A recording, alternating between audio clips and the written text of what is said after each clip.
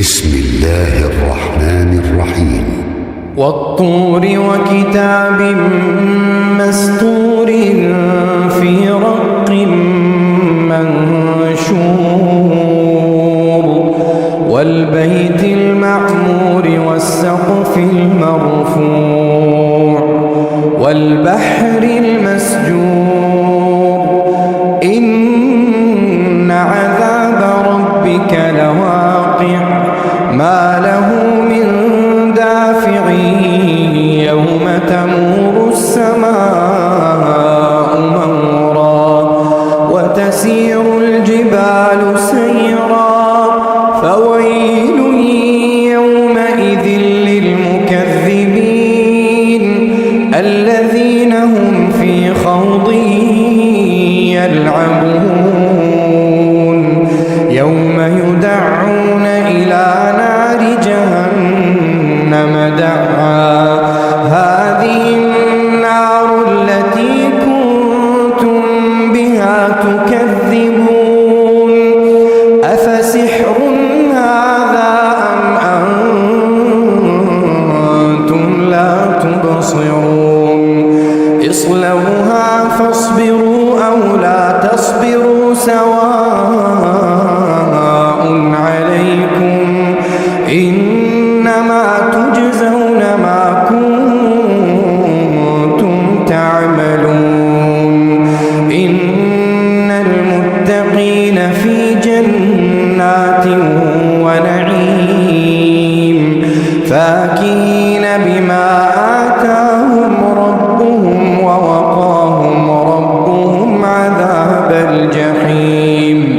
كلوا واشربوا هنيئا بما كنتم تعملون متكئين على سرر مصفوفة وزوجناهم بحور عين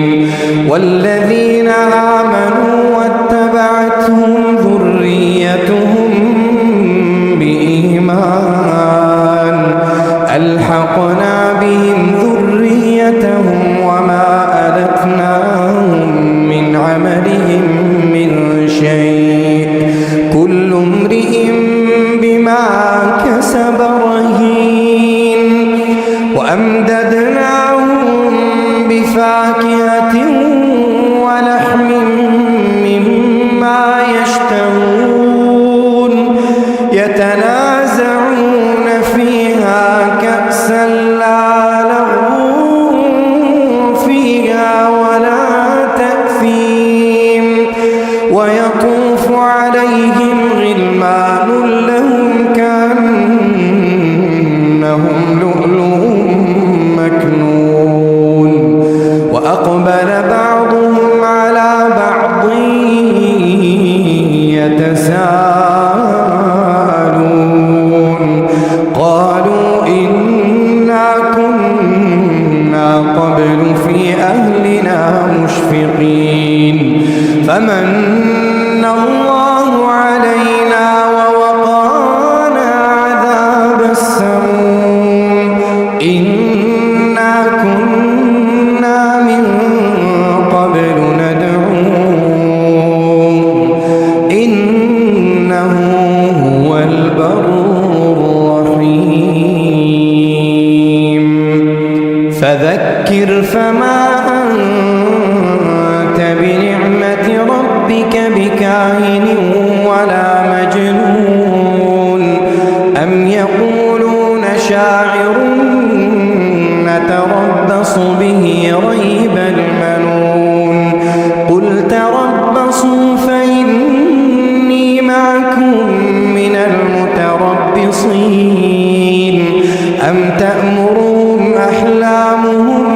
بهذا أم هم قوم طاغون أم يقولون تقوله بل لا يؤمنون فليأتوا بحديث مثله إن كانوا صادقين أم خلقوا من غير شيء أم هم الخالقون أم خلقوا السماوات السماوات والأرض بل لا يوقنون أم عندهم خزائن ربك أم هم المسيطرون أم لهم سلم يستمعون فيه فليأت مستمعهم بسلطان مبين أم له البنات ولكم البنون أم له البنات ولكم البنون أم تسألهم أجرا فهم من مغرم مثقلون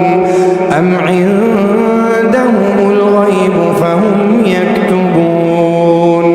أم يريدون كيدا فالذين كفروا هم المكيدون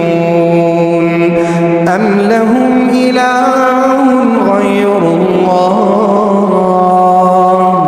سبحان الله عما يشركون وإن يروا كسفا من السماء ساقطا يقولوا سحاب مركوم فذرهم حتى يلاقوا يومهم الذي فيه يصعقون يوم لا يغني عنهم كيدهم شيئا ولا هم ينصرون وإن للذين ظلموا عذابا دون ذلك ولكن أكثرهم لا يعلمون واصبر لحكم ربك فإنك بأعيننا وسبح بحمد ربك حين تقوم ومن الليل فسبحه وإدبار